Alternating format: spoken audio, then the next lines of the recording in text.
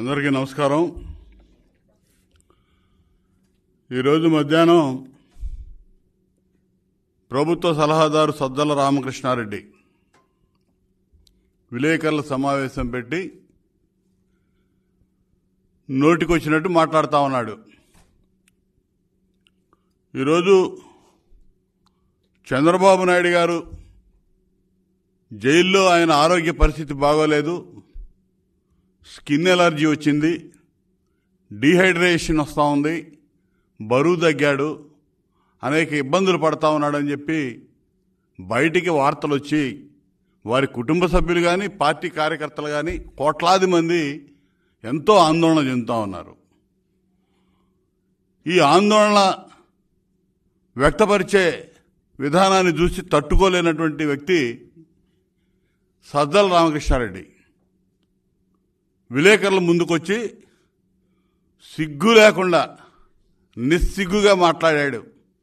మానవత్వం ఉన్నవాడు, మనిషి అయినవాడు ఎవడు కూడా ఆ విధంగా మాట్లాడు. ప్రెస్ మీట్లో 45 సంవత్సరాల రాజకీయ జీవితం, ప్రజా జీవితంతో పెనవేసుకున్నటువంటి వ్యక్తి చంద్రబాబు నాయుడు గారిది.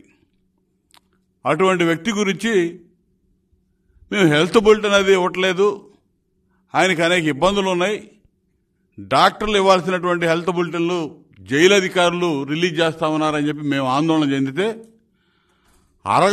గంటలో పోయేవాడికి హెల్త్ బులెటిన్లు ఇస్తాం, ఈయనకేంటి ఇచ్చేదని మాట్లాడాడు. అసలు ఎవడన్నా ఈ విధంగా బుద్ధి ఉన్నాడు ఎవడన్నా మాట్లాడతాడా?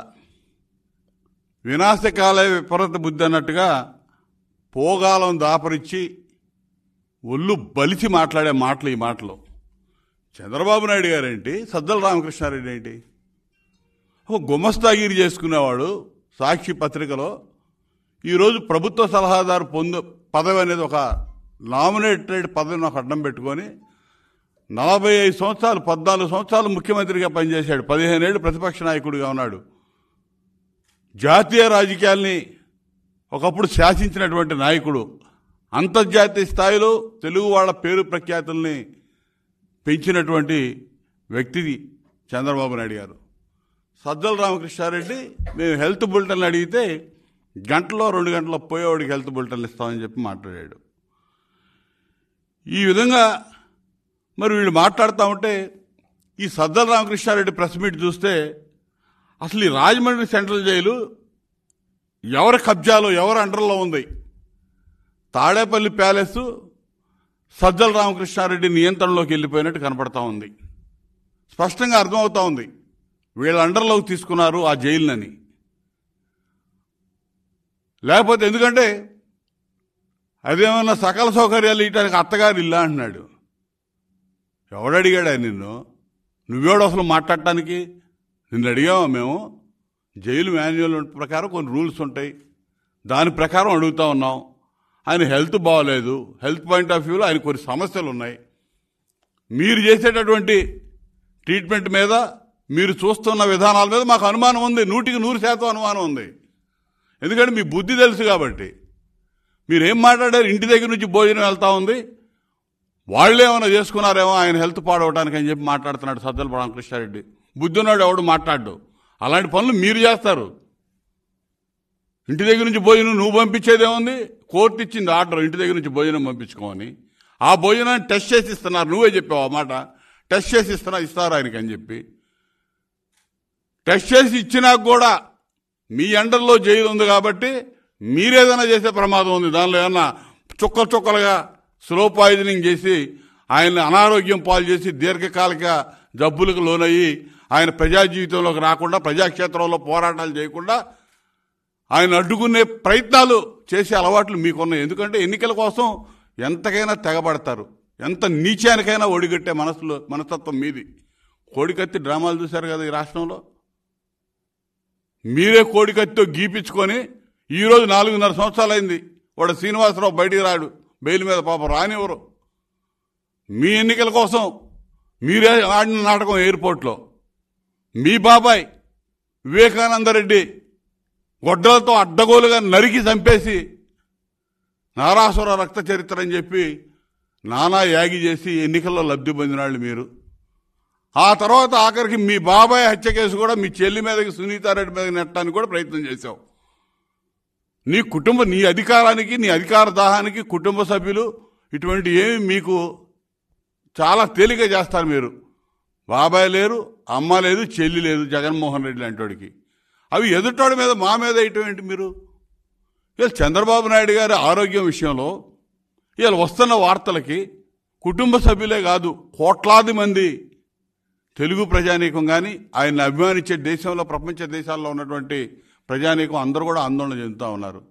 చంద్రబాబు నాయుడు గారిని జైలుకి పంపిస్తే ఇవాళ దాదాపు సుమారు 70 దేశాల్లో ఆందోళనలు జరిగినాయి. నిరంతరాయంగా ఇవాళ 34 రోజులు 35 రోజులు అయినా కూడా ఒక్కరోజు కూడా ఆపకుండా ప్రతిరోజు ఆందోళనలు, ఉద్యమాలు జరుగుతూ ఉన్నాయి. మీరు అడ్డగోలుగా అణిచివేస్తూ ఉన్నారు. క్యాండిల్ ర్యాలీ చేస్తే కూడా మీరు గ్రామాల్లో కేసులు పెడతా ఉన్నారు. ఏ రోజు లేదు. ఎమర్జెన్సీ పరిస్థితులు ఈ రాష్ట్రంలో తీసుకొచ్చారు. మీరు అప్రకటిత ఎమర్జెన్సీని ఈ రాష్ట్రంలో మీరు అమలుపరుస్తూ ఉన్నారు. అయినా కూడా ఎవడో లెక్క చేయట్లా. తెలుగుదేశం పార్టీ కార్యకర్తలు కానీ, అభిమానులు కానీ రోడ్ల మీదకి వచ్చి అనేక రూపాల్లో ఆందోళన చేస్తా ఉన్నారు, నిరసనలు తెలియజేస్తా ఉన్నారు. ఇదే జగన్మోహన్ రెడ్డి జైలుకి పంపిస్తే 2 రోజులు కూడా ఆందోళన చేసిన వాళ్ళు లేడు. వాళ్ళ అమ్మ చెల్లి కాసేపు హైదరాబాద్లో రోడ్డు మీద 2 గంటలు కూర్చొని వెళ్ళారు. మళ్ళీ అంత మించి ఎవరు కూడా పట్టించుకున్న పరిస్థితి లేదని చెప్పి నేను ఇవాళ చెప్తా ఉన్నా. ఏమొచ్చింది? మాకు మీ మీద అనుమానం, మీరు డాక్టర్లతో సరిగ్గా ట్రీట్మెంట్ ఇవ్వనివ్వట్లా. మాకు మీరు ఎవరైతే డాక్టర్లను పంపించారో వాళ్ళకి సంబంధించి బయటకు వచ్చిన వార్తలయ్యి మీరు వాళ్ళని కరెక్ట్గా రిపోర్ట్ రాయనివ్వట్లా. మీరు బెదిరిస్తూ ఉన్నారు. అంతా బాగుందని చెప్పి తెలియజేయమంటున్నారు. ఆయనకి స్కిన్ ఎలర్జీ ఉంది, కంటామినేటెడ్ వాటర్ ఇస్తా ఉన్నారు స్నానానికి, కానీ వీటన్నిటికీ వేడి నీళ్ళు ఇవ్వట్లా. ఓవర్ హెడ్ ట్యాంకులు కడగరు, క్లీన్ చేయరు. చంద్రబాబు నాయుడు గారు ఒక సిస్టమ్, ఒక లైఫ్ సిస్టమ్, ఒక సిస్టమ్కి అలవాటు పడ్డాడు. ఆయన సకాలంలో మందులు కానీ, ఆయనకు ఒక పర్సనల్ డాక్టర్స్ టీం కానీ ఇవన్నీ ఉన్నాయి. ఆయన నేరస్తుడిగా రుజువు అవలా. ఆయన ఒక ముద్దాయం చేసి కావాలని మీరు జైలుకి పంపించారు. ఆయనకు అవసరమైనవి అన్నీ కూడా ఏర్పాటు చేయాల్సిన బాధ్యత ఉంది. దేశంలో చాలామంది రాజకీయ నాయకుల చరిత్రలు తీసుకోండి. జైలుకి వెళ్ళినప్పుడు వాళ్ళకి అవసరమైన అన్ని సౌకర్యాలు కూడా కలిగజేసినటువంటి సందర్భాలు చాలా ఉన్నాయి. మీరు చంద్రబాబు నాయుడు గారు లాంటి టాలెస్ట్ పర్సనాలిటీని ఈ విధంగా అవమానించి, ఈ విధంగా ఇబ్బంది పెట్టి ఆయన్ని మళ్ళా క్షేమంగా ప్రజా జీవితంలోకి రాకూడదని చెప్పి అడ్డుకోవడానికి ప్రయత్నం చేస్తూ ఉన్నారు. జగన్మోహన్ రెడ్డి వెళ్ళాడు జైలుకి. చెంచల్గూడ జైల్లో ఏ విధంగా సౌఖ్యాలు అనుభవించాడో అందరికీ తెలుసు. ఒక నెలలో 250 ఇంటర్వ్యూలు, అపాయింట్మెంట్లు, ఇంటర్వ్యూలు ఇచ్చి ములాఖతులు ఇచ్చినటువంటి సందర్భాలు ఉన్నాయి. ఇలా రాజకీయం అంతా జైల్లోనే చేశాడు. ఆ రోజు అత్తారింటిలాగా ఆ రోజు జగన్మోహన్ రెడ్డి మార్చుకున్నాడు చెంచల్గూడ జైలుని. దాని మీద ఎవరి నియంత్రణ లేదు. ఆ రోజు చెంచల్గూడ జైల్లో టికెట్ల దగ్గర నుంచి, సెటిల్మెంట్ల దగ్గర నుంచి, పంచాయతీల దగ్గర నుంచి మొత్తం జైల్లోనే చేసుకున్నాడు జగన్మోహన్ రెడ్డి. ఈరోజు ఒక పెద్ద ఆయన నువ్వు అన్యాయంగా, అక్రమంగా ఒక కేసుల్లో ఇరికిచ్చి జైలుకి పంపించి ఏ ఆధారాలు లేకుండా ముఖ్యమంత్రి మీద కేసులు వెళ్ళా. బుద్ధున్నోడు ఎవడన్నా పెడతాడా? విధాన నిర్ణయాలు ముఖ్యమంత్రి, మంత్రివర్గం తీసుకుంటుంది. దాన్ని అమలు చేసేది ఎవడో? అధికారులు అమలు చేస్తారు. కింద ప్రిన్సిపల్ సెక్రటరీస్, హెచ్ఓడీస్ వీళ్ళు. వాళ్ళ మీద కేసు లేకుండా ముఖ్యమంత్రి మీద కేసు ఏంటి? నువ్వు వ్యవస్థలను మేనేజ్ చేసి ఆయన జైల్లో పెట్టి కూర్చున్నావు. నువ్వు కోట్లాది రూపాయలు, లక్షల కోట్లు, వేల కోట్ల రూపాయలు అడ్డగోలుగా దోచి ఆ డబ్బు పెట్టి వ్యవస్థలను మేనేజ్ చేసి మా నాయకుడిని జైల్లో పెట్టావు. నీ బతుకు బయట పడతా ఉంది, బట్టబయలు అవుతా ఉంది. రోడ్డు మీదకి వెళ్ళి ఆయన నీ బతుకు బండారం అంతా బయట పెడతా ఉన్నాడు చంద్రబాబు నాయుడు గారు, లోకేష్ గారు.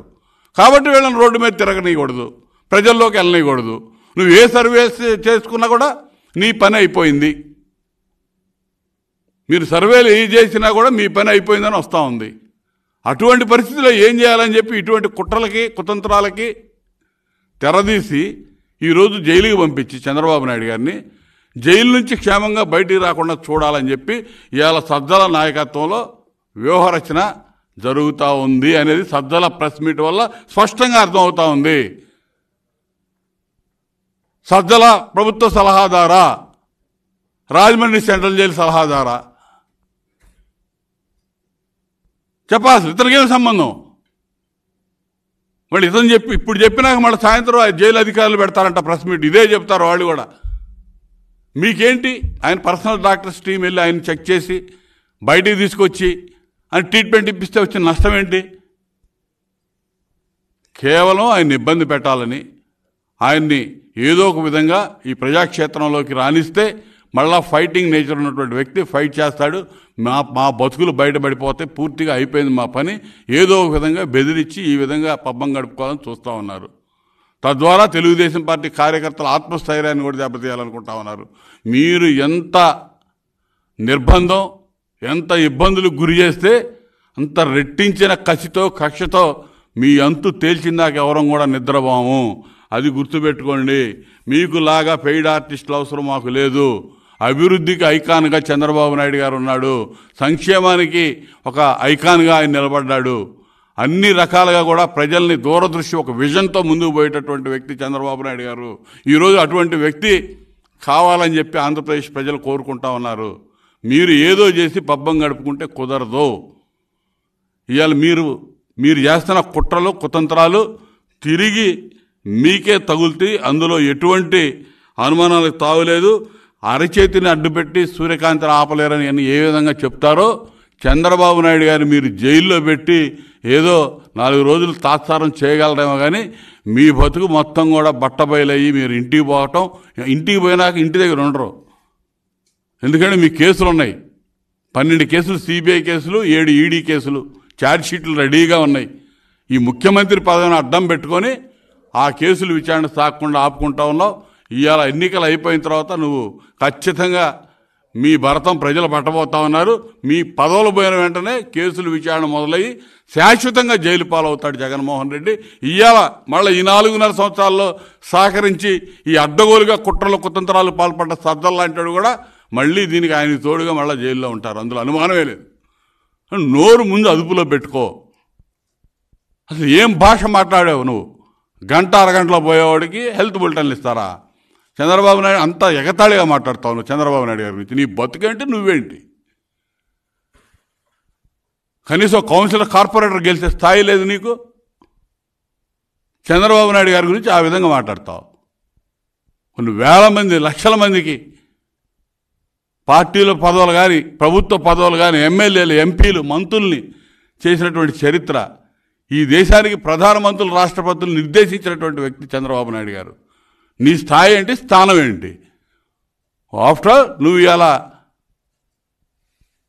ఒక సలహాదారు కింద నువ్వు అపాయింట్మెంట్ తీసుకొని ఈ జైళ్ళు, బయళ్ళు, పోలీస్ స్టేషన్లు, పోలీసులు నియంత్రిస్తా, నీ చుట్టూ తిప్పుకుంటా వ్యవస్థలు మొత్తం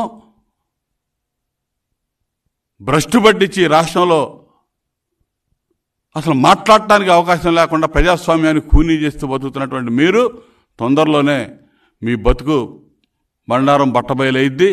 మీ సంగతి, మీ అంతు ప్రజలు చూడబోతా ఉన్నారు అని చెప్పి హెచ్చరిస్తా ఉన్నా.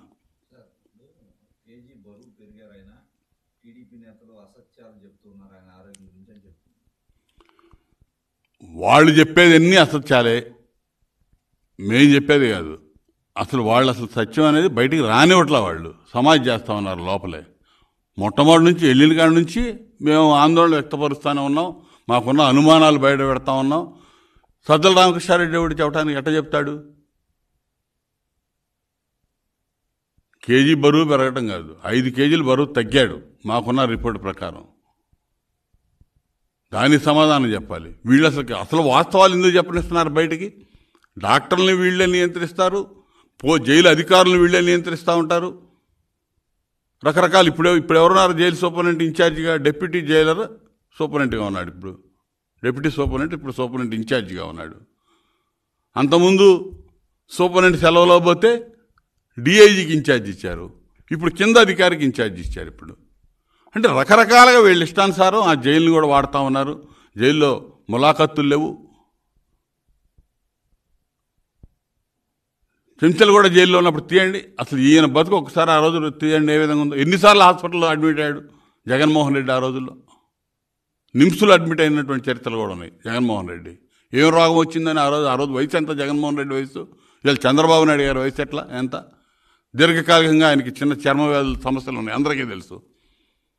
నువ్వు అటువంటి పరిస్థితుల్లో సొంత డాక్టర్స్ టీం వాళ్ళు చెప్పే మందులు వేసుకోవాల్సిన అవసరం ఉంది. వీడు ఏది పడితే అది ఇచ్చి వాటిలో స్టెరాయిడ్స్ కలిపి ఏమి ఇస్తున్నాడో తెలియదు. కుట్ర ఉంది. ఎందుకంటే అసలు వీళ్ళకి హిస్టరీ ఉంది. మన కళ్ళెదురు వీళ్ళకి వాళ్ళ ఫ్యామిలీలోని మెంబర్స్ని చంపేసిన హిస్టరీ ఉంది. వాడుకొని తల్లిని చెల్లిని తన్ని తరివేసినటువంటి హిస్టరీ కనపడతా ఉంది. చంద్రబాబు నాయుడు గారు అంతా వీళ్ళకి ఏదైనా చేస్తారు వీళ్ళు. కాబట్టి ఆందోళన చెందుతూ ఉన్నారు ప్రజలు. కోట్లాది మంది ప్రజలు ఆందోళన చెందుతూ ఉన్నారు. ఖచ్చితంగా అటువంటిది ఏదైనా జరిగితే మాత్రం మూల్యం చెల్లించుకోవాల్సి వస్తుంది. ఖచ్చితంగా ఏం జరిగిద్దో చూడండి మీరు. ఏమైనా చేస్తారన్న వీళ్ళు బాబాయిని అధికారం కోసం అడ్డగోలుగా నరిగి చంపించిన వాళ్ళు ఇవాళ స్వయంగా సిబిఐ అరెస్ట్ చేయడానికి వస్తే అడ్డగోలుగా హాస్పిటల్ దగ్గర 5 రోజులు మొత్తం కార్నర్ చేసేసి ప్రజలను సమీకరించి అక్కడ హాస్పిటల్ దగ్గర అడ్డం పడి సిబిఐకి అరెస్టులు కానివ్వకుండా ఎంపీని అడ్డుకున్న వాళ్ళు వీళ్ళు దేనికైనా తగుదురు. వీళ్ళని అనుమానించేదే ఉంది. వీళ్ళ హిస్టరీ చూస్తే అర్థమవుతూ ఉంటుంది కదా. చంద్రబాబు నాయుడు గారికి ఏమి లేదే.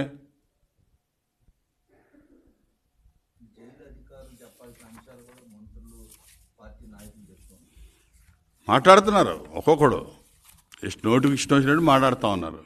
వీళ్ళకి ఎగతాళి అయిపోయింది. Thank you.